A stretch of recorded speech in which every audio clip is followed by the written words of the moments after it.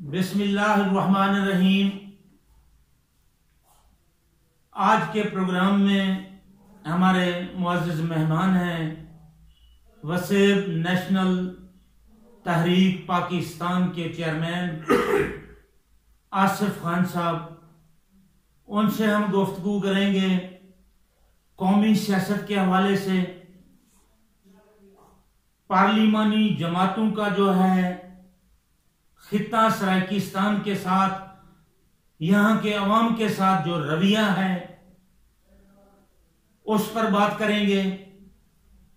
सराइकी वसेब के हकूक पर बात करेंगे। पाकिस्तान के अंदर बसने वाली तमाम कौमें, उनको किस तरह कौमी स्तर पर जो हमारे इदारे हैं, जो हमारी हुकूमतें हैं, वो डील कर रही है। हकूक और वसाइल, उनकी तकसीम मुनसिफाना है या नहीं है। और एक बहुत बड़ा अहम मसला जो है वो कौमी शनाख्त का मसला है। पाकिस्तान में जितने सूबे हैं, कौमी सकाफती जुग्राफियाई तहजीबी बुनियादों पर जो है उनके नाम भी हैं, शनाख्त भी है। और खित्ता सराइकिस्तान के लोग भी उसी ग्राउंड पर, जिस ग्राउंड पर, जिस बुनियाद पर ऑलरेडी पाकिस्तान के हमारे सूबे मौजूद हैं, अपने सूबे का मुतालबा कर रहे हैं, सूबा सराइकिस्तान का। इस हवाले से हम बात करेंगे। जनाब आसिफ खान साहब हमारे साथ मौजूद हैं। अस्सलाम वालेकुम।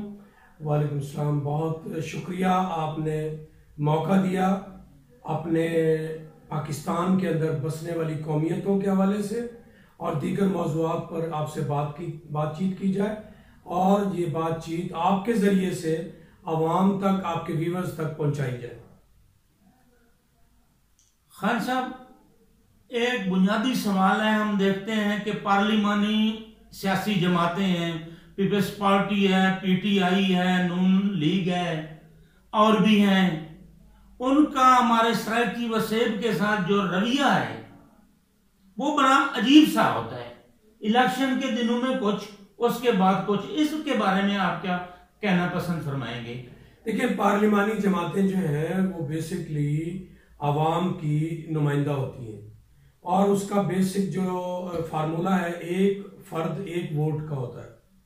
अच्छा, जो आजकल पाकिस्तान के अंदर जमातों की जो हदूद अरबा और जोग्राफिया है उसकी शक्ल बिल्कुल तब्दील हो गई है। पहले किसी ज़माने में पूरे पाकिस्तान की जमातें होती थी कि जी एक जमात है, पूरे पाकिस्तान में काम करती है, पूरे पाकिस्तान की नुमाइंदा कहलाती है। लेकिन उन्होंने खुद अपने आप को महदूद किया है। उन्होंने अपने इलाके के लोगों की ज़रूरतों को सामने रखते हुए उस बाउंड्री तक अपने आप को महदूद कर लिया। अगर आप गौर करें तो पीपल्स पार्टी जो है वो सिर्फ सिंध की नुमाइंदा जमात है, उसका किसी और सूबे से कोई ताल्लुक नहीं है। अब इसमें किसी और का तो कोई कसूर नहीं है, उन्होंने अपने आप को लिमिट खुद किया। नून लीग जो है वो टोटल जीटी रोड की जमात है, वो लाहौर, गुजरांवाला, सियालकोट और रावलपिंडी और इस पत्तों की तक के इलाके की जमात है। और इसी तरह से पीटीआई जो है वो केपीके की नुमाइंदा जमात है। बाप पार्टी, नेशनल पार्टी, वो बलूचिस्तान की नुमाइंदा जमात है। लेकिन इसके अलावा एक और तब्दीली आई है जमातों में कि वो ये कि पहले जमातें होती थी जिसमें ग्रास रूट लेवल के लोगों तक ताल्लुक होता था, लोगों के हकूक की बात की जाती थी, लोगों को लीडरशिप का मौका दिया जाता था, यूनिट साजी होती थी। लेकिन अब एक खास मखसूस ग्रोह, उनको आप और जबान में माफिया कह सकते हैं या किसी और शक्ल में कोई भी नाम दे सकते हैं, उन ग्रोह ने, मतलब जिन तबकात का सियासत से कोई ताल्लुक नहीं था, वो भी सियासी पार्टियों के ओहदेदार बन गए हैं और सियासी पार्टियों को चला रहे हैं। तो जब ये सूरत हाल होगी तो फिर बिल्कुल चीजें चेंज हो जाएंगी। एक तो ये बड़ी वाज़ेह मैंने बात बता दी कि पीपल्स पार्टी सिंध की नुमाइंदा जमात है, पीटीआई केपीके की, नून लीग लाहौर की, और इसी तरह बाप पार्टी बलूचिस्तान की। अब आपका सवाल, आपके जहन में सवाल ऑटोमेटिक पैदा होगा। आसिफ खान साहब, मेरे जहन में आपकी गुफ्तगू से एक सवाल पैदा हुआ है कि आपने कहा है कि पार्टियों ने खुद को महदूद किया है। मेरा ख्याल है कि महदूद नहीं किया, वो महदूद हो गई है। जब वो किसी खिते के लोगों को नजरअंदाज करती हैं, लोगों के एक वसी तबके को नजरअंदाज करती हैं, उनकी बात नहीं करती हैं, तो लोग उनसे दूर हटना शुरू हो जाते हैं, पीछे हटना शुरू हो जाते हैं, लिहाजा वो महदूद हो जाती हैं। और यही कुछ पाकिस्तान में पीपल्स पार्टी के साथ या नून लीग के साथ हो रहा है कि सराइकी खिते के लोग इन जमातों से पीछे भाग रहे हैं और सराइकी जमातों की तरफ देख रहे हैं, नई क़यादत की तरफ देख रहे हैं। एक हद तक आपकी बात दुरुस्त है, लेकिन इसमें बुनियादी तौर पे देखें कि जब पीपल्स पार्टी की हुकूमत गई तो उसने क्या किया।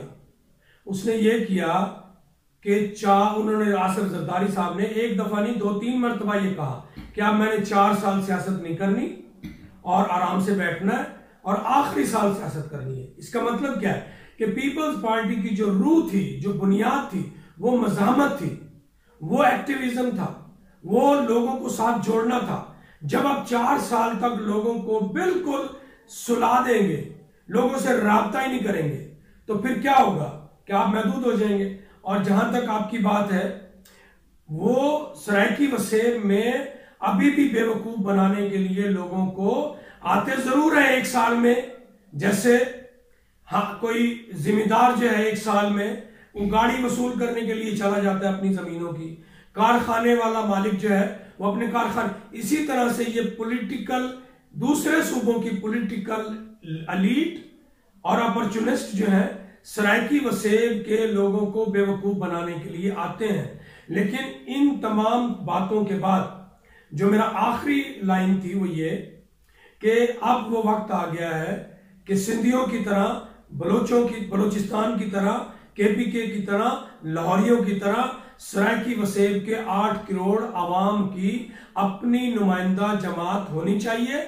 और वसेब नेशनल तहरीक उस खला को बड़ी तेजी से पुर कर रही है और मुझे उम्मीद है कि आने वाले वक्त में वसेब नेशनल तहरीक सराइकी वसेब की नुमाइंदा जमात होगी, जो सराइकी वसेब के साथ होने वाले जुल्म के खिलाफ आवाज भी उठाएगी, बल्कि इनके हकूक के लिए बराबरी की बुनियाद पर दूसरी कौमों के साथ वर्किंग रिलेशनशिप बनाएगी। आसिफ खान साहब, ये पीटीआई वालों ने और एक इलेक्शन के दौरान सूबा महाज के नाम से एक ड्रामेबाजी की गई थी। इन्होंने 100 दिन में सूबा देने की बात की थी और इलेक्शन के बाद इन लोगों को सराइकी सूबा और लब सराइकी जहर लगने लगा है। इन लोगों के बारे में आपका और सराइकी खिते के अवाम का क्या रद्द अमल है? देखिए, सबसे पहली बात, आप तो सब तीनों के तीनों नंगे हो चुके। पीपल्स पार्टी ने सूबे का वादा किया और सूबे से पीछे हट गई। उसके बाद नून लीग की हुकूमत आई, नून लीग की हुकूमत ने 2 सूबों का वादा किया।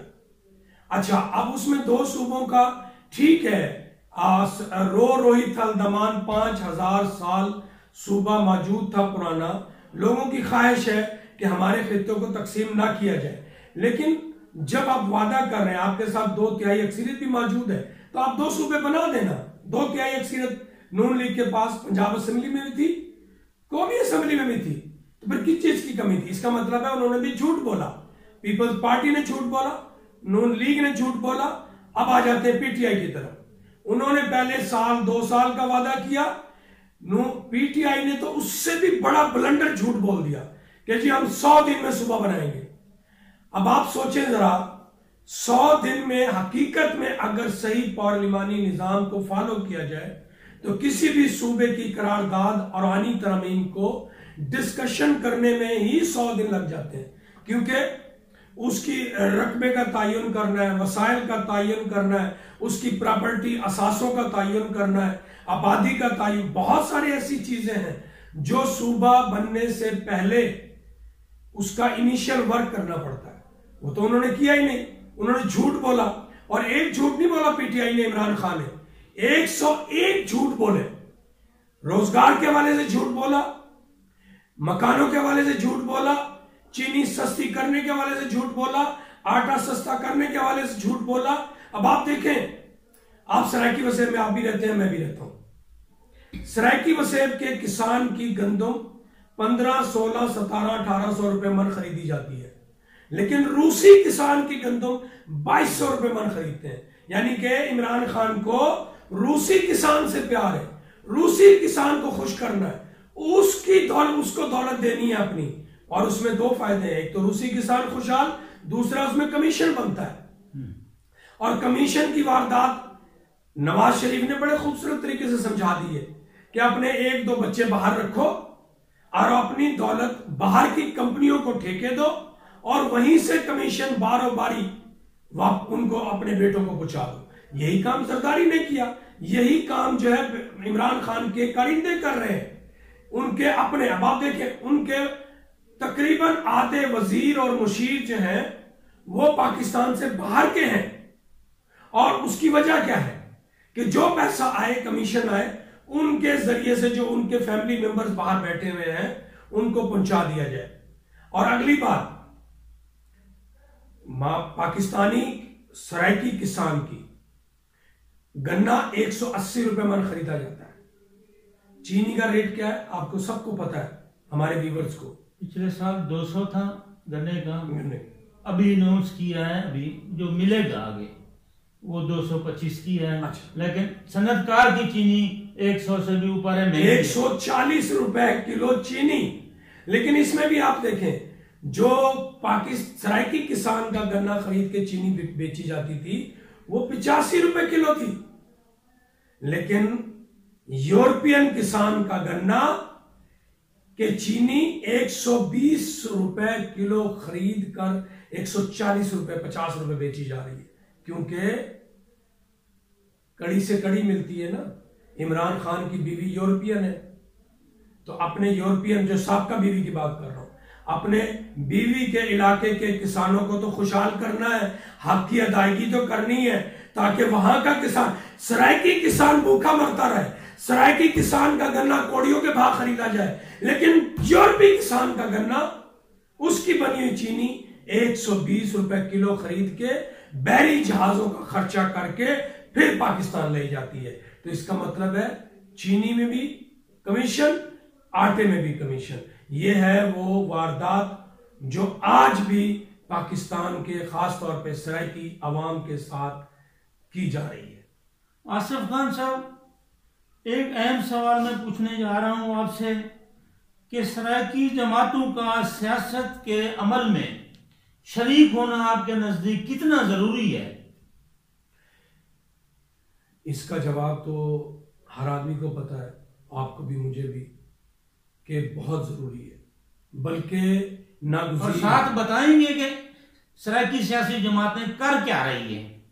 देखिए, बुनियादी तौर पे जब सरायकिस्तान सूबे की नेशनलिस्ट मुहिम का आगाज हुआ, जद्दोजहद का आगाज हुआ, तो बुनियादी तौर पे इसमें गैर सियासी लोग ज्यादा थे, जिनका सियासत से कोई ताल्लुक नहीं था। वो मुख्तलिफ उनके फील्ड के मैदानों के लोग थे। उसी दौरान कुछ लोग तबकाती जंग भी लड़ रहे थे यहाँ पर, जो रूस के सोशलिस्ट कम्युनिस्ट निज़ाम से मुतासर होके यहाँ पर पॉलिटिक्स कर रहे थे। जब क्योंकि रूसी निज़ाम तरक्की याफ्ता था, इंडस्ट्री थी, वहाँ पर मजदूर था, वहाँ के हालात में कम्युनिज्म सोशलिज्म का पनपना और सिचुएशन थी वो हो गया। लेकिन पाकिस्तान और ख़ास तौर पर सरायकी वसेब, जहाँ पर अभी मुकम्मल तौर पे जागीरदारी भी नहीं आई, मतलब सरदारी निज़ाम मौजूद है। क्योंकि सोशियोलॉजी में अगर आप देखें तो सबसे पहले कबाइल, सरदारी निज़ाम, फिर जागीरदारी निज़ाम, फिर सरमायादारी निज़ाम। तो अभी तो हम सरदारी निज़ाम से गुजर रहे थे। तो उन लोगों ने यहाँ पर तबकाती जद्दोजहद शुरू की, जो नाकाम हुई। जब उनको नाकामी हुई तो वो आके सरायकी तहरीक, सरायकिस्तान सूबा तहरीक के अंदर दाखिल हो गए, सन लगा ली उन्होंने, यानी कि पिछली दीवार को तोड़ के अंदर दाखिल हो गया और रूप धार लिया, बुर्का धार लिया सरायकिस्तान सूबे का। उन लोगों ने बुनियादी तौर पे सरायकिस्तान सूबा की तहरीक को कंफ्यूज किया, बर्बाद किया। वो मुजरिम है और उन मुजरिमों को आने वाली तारीख में आने वाली नस्लें जरूर उनसे हिसाब मांगेंगी कि आप लोगों का जब ये काम नहीं था तो आप इसमें क्यों आए। बुनियादी तौर पे सराकिस्तान सूबे की तहरीक नेशनलिस्ट तहरीक है, जिसमें जागीरदार, सरमायादार और मौलवी, कारोबारी, सरमाया अपने कारखानादार, दुकानदार, सरकारी मुलाजिम, हर तबका फिक्र, मजदूर, किसान, हर तबका फिक्र इसका हिस्सा है और हर एक का अपना अपना रोल है।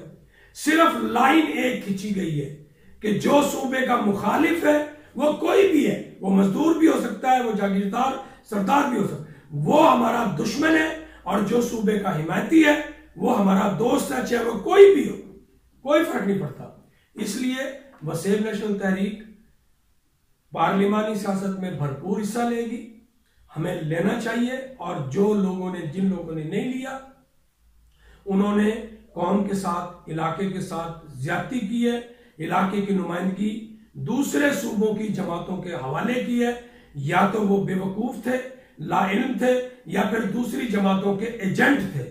और अब हमें पीपल्स पार्टी की, सराइकी वसेब के लोगों को पीपल्स पार्टी की एजेंटी बंद करना पड़ेगी, पीटीआई की एजेंटी बंद करना पड़ेगी, नून लीग की एजेंटी बंद करना पड़ेगी, बलूचिस्तान की बाप पार्टी और दीगर पार्टियों की एजेंटी बंद करना पड़ेगी।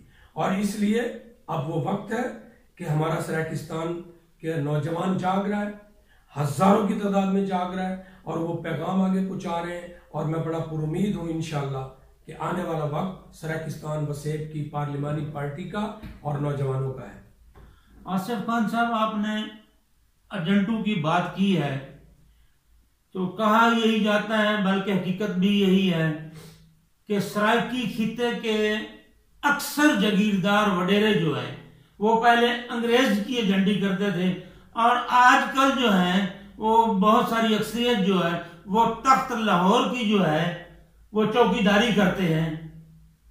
इन चौकीदारों से, तख्त लाहौर के एजेंटों से, कमीशन दलालों से खिते के अवाम की जान कैसे छूटेगी?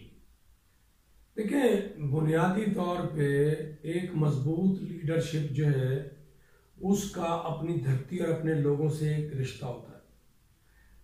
पीपल्स पार्टी लाड़काना, नून लीग लाहौर और पीटीआई पेशावर ने अंडर द टेबल एक तरह का एग्रीमेंट किया हुआ है कि सराइकी वसेब की अपनी पॉलिटिकल क़यादत पार्टी को ना पैदा होने देना है, ना उसको आगे बढ़ने देना है, और इसके अंदर इतने जराइम वो करते हैं।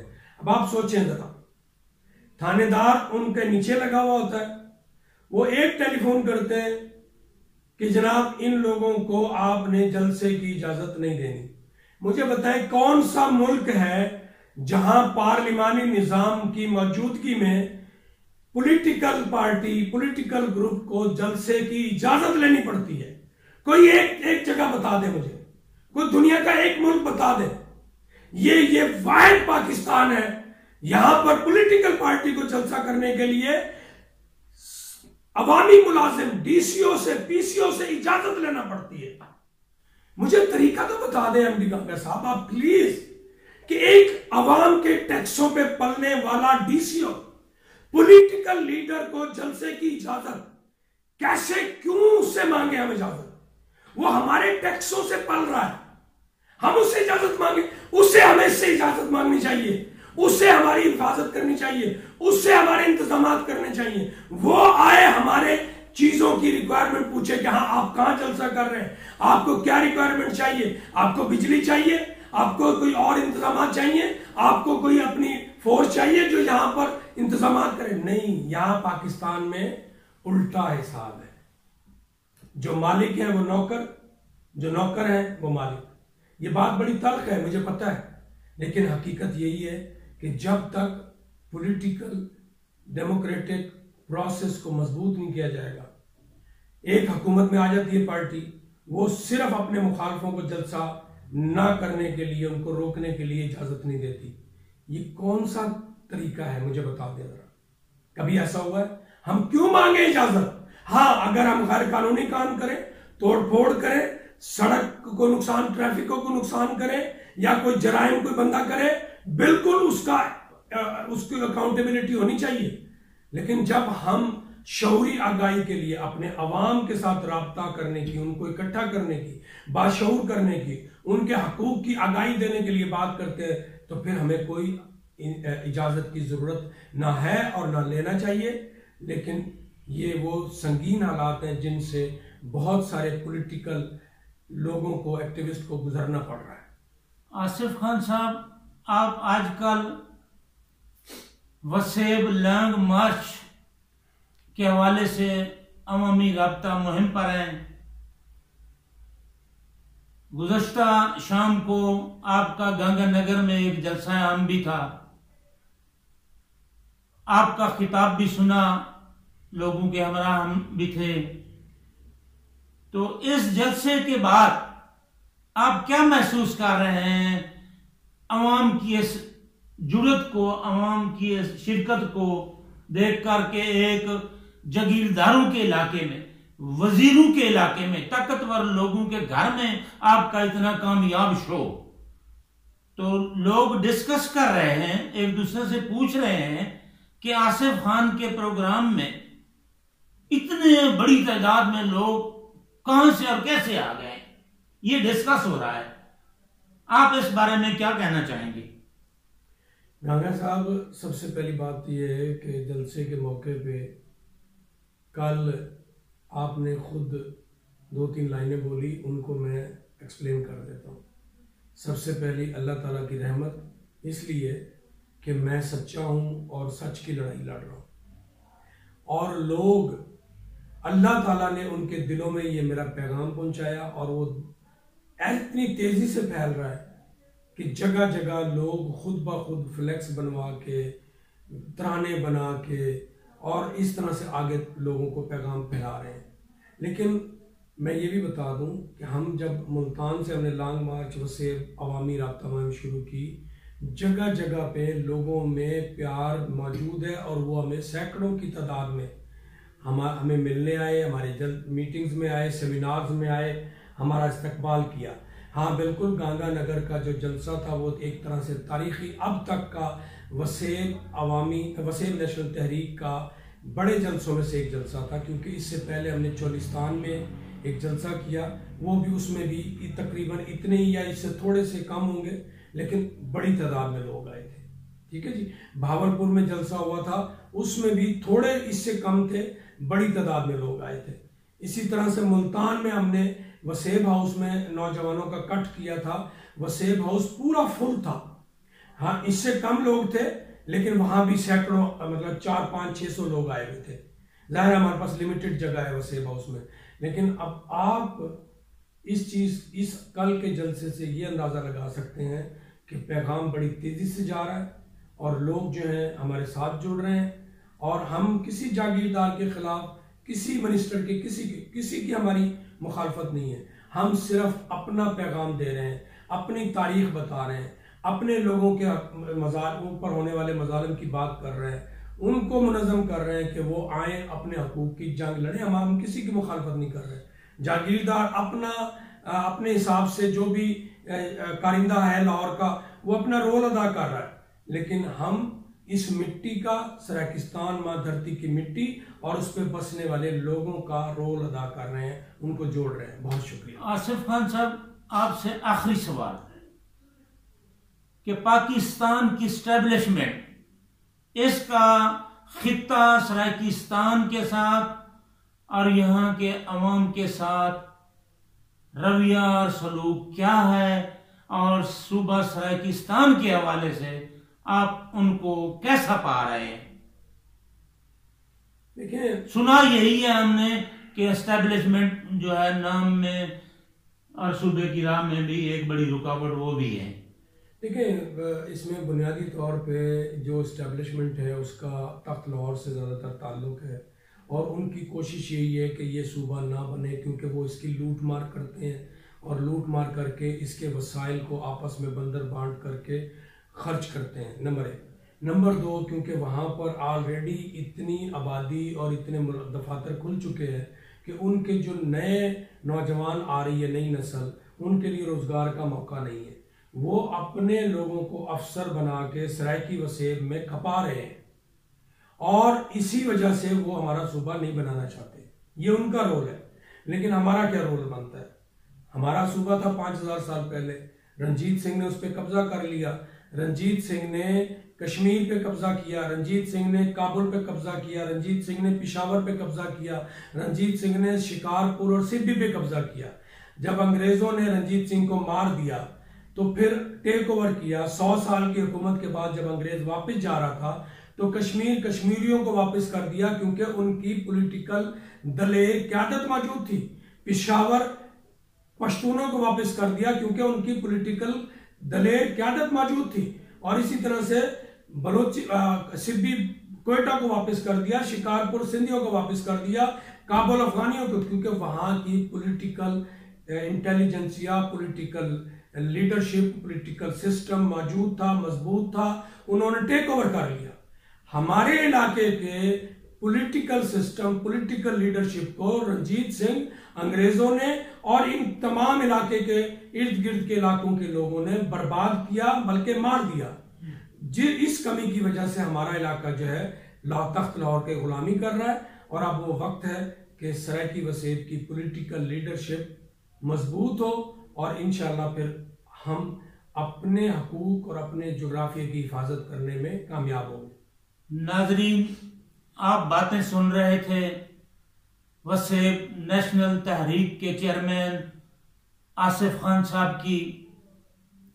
आसिफ खान साहब का कहना यह है कि हम किसी के खिलाफ नहीं हैं, हम अपने हकूक की जंग लड़ रहे हैं। हम अपने खिता सराकिस्तान की वागुजारी चाहते हैं। हम पाकिस्तान जो कि मुख्तलिफ कौमों, मुख्तलिफ मज़ाहिब, मुख्तलिफ सकाफ़तों का एक खूबसूरत गुलदस्ता है, इस गुलदस्ते में अपना हिस्सा और अपनी शनाख्त चाहते हैं। इससे बढ़कर हमारा कोई सियासत नहीं, कोई मिशन नहीं। ये सांझ है पाकिस्तान में, हमें भी सांझ और हिस्सा चाहिए, अपना हक चाहिए। बात तो जायज है, सोचना चाहिए स्टेब्लिशमेंट को भी कि ये धरती, ये मुल्क सबका है। इन्हीं अल्फाज के साथ हम आपसे इजाजत चाहते हैं। इंशाअल्लाह फिर अगले प्रोग्राम के साथ आपकी खिदमत में हाजिर होंगे। एक जोरदार नारा, सराकिस्तान जिंदाबाद, पाकिस्तान जिंदाबाद।